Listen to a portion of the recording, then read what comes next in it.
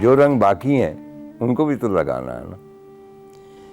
اسلام آباد میں جو طویل قیام ہوا مارننگ ٹرانسمیشن کے سلسلے میں، تو بہت سے دوستوں کے ساتھ محفل رہتی تھی۔ مصوروں میں غلام رسول میرے بہت قریب تھا۔ جنرلی مطلب ہے کہ وہ بہت زیادہ پاپولر نہیں تھا، اس کی اپنی طبیعت تھی خاص، لیکن میرے ساتھ وہ بہت میرے نزدیک تھا، اور بڑا کمپیٹنٹ تھا لینڈسکیپ میں وہ ہمیشہ کہتا تھا کہ بھینسیں بنانا بڑا مشکل۔ چنانچہ میں نے جب کبھی بھینسیں دیکھی ہیں تو مجھے غلام رسول یاد آتا ہے کہ وہ ہوتا تو ان کو صحیح ڈپکٹ کرتا۔ اور میں نے واقعی استاد اللہ بخش کے بھی دیکھے نا پینٹنگ، ان میں بھینس سب سے مشکل ہے۔ وہ کہتے ہیں نا اونٹ رے اونٹ تیری کون سی کل سیدھی ویدھی، لیکن یہ اصل بھینس کے بارے میں کہا گیا ہے، کیونکہ بھینس کو پینٹ کرنا بہت مشکل ہے۔ تو غلام رسول جو ہے نا وہ جنرلی جو پینٹ کرتا تھا لینڈسکیپ، وہ اپنے گھر سے باہر چلا جاتا تھا، اور وہ مرغلہ ہلز اور وہ سارا کچھ، اور بہت خوبصورت۔ اچھا، ایک انسیڈنٹ اس کی زندگی کا میں بیان کرنا چاہتا ہوں۔ یہ اور ذوالقرنین حیدر، اور وہ بھی ماسٹر ہیں لینڈسکیپ کے، ان جیسی لینڈسکیپ بھی کم لوگ بناتے ہیں۔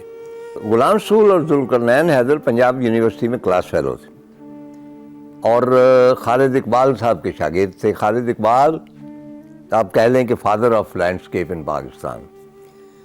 اچھا، یہ دونوں ماشاءاللہ تنوع سے اتنا بہت مضبوط تھا، چنانچہ کوئی پینٹنگ بنی یا کوئی ڈرائنگ بنی تو اس میں ان کے درمیان تنازع کھڑا ہو گیا، غلام رسول اور ذوالقرنین حیدر کے۔ وہ کہے کہ جی میری بہتر ہے، وہ کہے جی میری بہتر ہے۔ فائنلی فیصلہ یہ ہوا کہ دونوں کشتی لڑیں گے۔ آپ نہیں یقین کر رہے، بے شک آپ جا کے ذوالقرنین صاحب ہیں ان سے پوچھ لیجیے گا۔ چنانچہ پنجاب یونیورسٹی کا جو بھی لان تھا وہاں غلام رسول صاحب لنگوٹ باندھ کے کود پڑے، اور ذوالقرنین حیدر صاحب آ گئے، اور ان کے درمیان کشتی ہوئی۔ مجھے نہیں معلوم کہ جیتا کون، لیکن یہ میرا خیال ہے دنیائے مصوری میں یہ واحد انسیڈنٹ ہے۔ کبھی آپ نے سنا کہ پکاسو اور مانے یا دوسرے کسی کے درمیان کشتی ہوئی ہے؟ یہ فخر ہمیں ہی حاصل ہے۔ خیر، تو بعد میں Pakistan national council of arts کے ڈائریکٹر بھی رہے غلام رسول۔ میں ان کے گھر بھی جاتا رہا، تو ان دنوں مجھے گندھارا سے بہت شغف تھا، وہ گھومتا پھرتا رہتا تھا گندھارا کی سائٹس پہ، کچھ چیزیں مل گئیں، کوئی یہ وہ۔ تو مجھے ایک دفعہ غلام رسول نے پوچھا کہ بھئی آپ کبھی کبھار ویکینڈ پہ کدھر نکل جاتے ہیں؟ تو میں نے اسے بتایا، کہنے کہ میں بھی چلوں۔ میں اسے ساتھ لے گیا۔ سری بہلول نام کا ایک قصبہ ہے، اب تو خیر کافی ٹاؤن ہو گیا، اور پاکستان کے قدیم ترین قصبوں میں سے، اور گندھارا عہد کے جو نقشے ہمیں ملتے ہیں ان میں اس کا تذکرہ ہے، اور ان میں لاہور بھی نہیں ہے، اور کئی، یعنی اتنا قدیم قصبہ ہے۔ اور وہاں اکثر گندھارا کی چیزیں بھی دیں، اس زمانے میں سکے اور دوسری چیزیں ملتی رہتی تھیں، اور ایک ٹیلے پر واقع ہے۔ آپ جانتے ہیں کہ جو قدیم شہر ہوتے ہیں وہ مطلب ہے کہ تہیں ان کی مختلف ہوتی۔ تو غلام رسول کو میں لے گیا وہاں پہ، ہی واز سو فیسینیٹڈ ایک گندھارا تہذیب سے، ایک سری بہلول کی وہ پورا جو ٹیلے پہ ایک پرانا گاؤں ہے اور دور سے دکھائی دیتا تھا۔ چنانچہ موصوف نے 1 مہینے کی چھٹی کی، وہاں شفٹ ہو گئے اور سری بہلول کو پینٹ کیا، اور اس کے بعد اس کی نمائش کی۔ میں سمجھتا ہوں کہ سری بہلول اب ظاہر ہے کہ چیزوں کے ساتھ وہ بھی تبدیل ہو گیا ہے۔ میں اب لاسٹ ٹائم گیا ہوں تو پہچانا نہیں جاتا تھا، چند کوئی 1500-2000 سال پرانی دیواریں ابھی تک موجود ہیں، باقی ارد گرد ساری آبادی ہو گئی ہے۔ لیکن غلام رسول کی پینٹنگز میں سری بہلول جو ہے وہ ہمیشہ زندہ رہے گا۔ میں ہمیشہ یہ کہتا ہوں کہ چیزیں بدل جاتی ہیں، یہ جو مصور ہیں یہ اس عہد کو سنبھال لیتے ہیں۔ یعنی سید پور جو ہے، سید پور آپ جانتے ہیں کہ نیوائی گاؤں اسلام آباد کا، اب وہ بہت کمرشل ہو چکا ہے، لیکن جو اوریجنل سید پور تھا جہاں میں بھی جایا کرتا تھا، جہاں اوپر ایک بڑی خوبصورت آبشار تھی اور ایک درخت تھا بہت بڑا، اس کو بدھا ٹری کہتے تھے، اللہ جانے کہ وہ کس کا ٹری تھا، لیکن وہ بہت ہی خوبصورت علاقہ تھا سید پور کا۔ ایک پرانا مندر تھا، چند گھر تھے، ایک صاحب وہاں پہ مٹی کی گاڑیاں بناتے تھے، اور بھی لوگ تھے۔ اس کے بعد وہ کمرشل ہو گیا، لیکن غلام رسول نے اسے پینٹ کیا، اس کے مختلف حصے۔ چنانچہ سید پور کیا تھا آج سے 50 سال پہلے آلموسٹ یہ غلام رسول کی پینٹنگز میں محفوظ ہو گیا. میں اس کو بہت مس کرتا ہوں. بہت اچھا دوست. جو مارننگ ٹرانسمیشن ہوا کرتی تھی پرانے زمانوں میں، اس میں مختلف پروگرامز ہوتے تھے. ورزش کا بھی ہوتا تھا، کھانے کا بھی ہوتا تھا، اسی طرح اکیبانا کا ہوتا تھا، وہ جو فلاورز بناتے ہیں کاغذ وغیرہ سے، مختلف پروگرام. اور اس میں مصوری کا بھی ایک پروگرام تھا اور وہ بہت پاپولر تھا. مصوری کے اس پروگرام میں جو ٹیچر ہوتے تھے وہ منصور راہی تھے. منصور راہی سے میری ملاقات وہاں پہ ہوئی. اچھا، اب یہ عجیب و غریب فنامنا ہے کہ حاجرہ منصور، ان کی اہلیہ، وہ خود بڑی اچھی پینٹر ہیں. چغتائی کے ٹریڈیشن میں وہ پینٹ کرتے ہیں، بڑی بڑی آنکھیں وغیرہ وغیرہ. لیکن ان کا ملاپ عجیب و غریب ہے، کیونکہ منصور راہی پیور بنگالی تھے اور وہ پیور لکھنؤ کی تہذیب کی.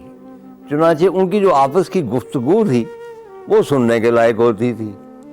تو مطلب وہ کہہ رہی ہیں کہ میاں کدھر جا رہے ہو، اور وہ پتہ نہیں اعلیٰ بادشاہ کچھ اور جواب دے رہے ہیں. لیکن آہستہ آہستہ انہوں نے اردو اور بنگالی کے مکسچر سے محبت کی ایک زبان تخلیق کر لی. تو منصور راہی کے ساتھ ہر ہفتے ملاقات وہاں بھی ہوتی تھی، اس کے گھر بھی آنا جانا ہوتا تھا، اور مصوری کے بارے میں گفتگو بھی ہوتی تھی. تو ایک دفعہ چھٹیوں میں، جس طرح میری ان دنوں عادت تھی، نارتھ کو نکل جاتا تھا. تو مجھے منصور نے پوچھا کہ یہ کہاں جا رہے ہیں آپ؟ تو میں نے بتایا. اب اس کو کچھ زیادہ علم نہیں تھا نارتھ کا. تو مجھے کہتا میں بھی چل سکتا ہوں ساتھ.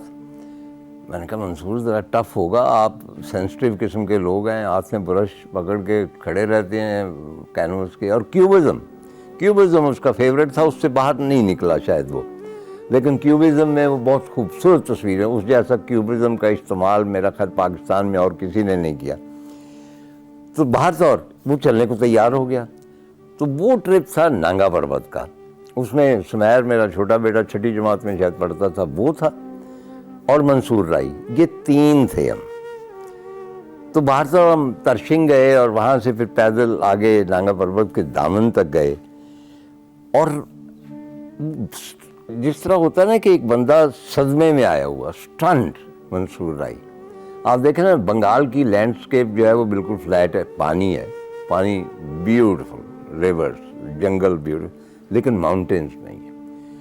تو اس حوالے سے جب وہ ان ماؤنٹینز کو دیکھتا تھا تو مطلب کھڑا ہو کے دیکھتا رہتا تھا. پھر میں نے کہتا تھا منصور آگے چلنا ہے.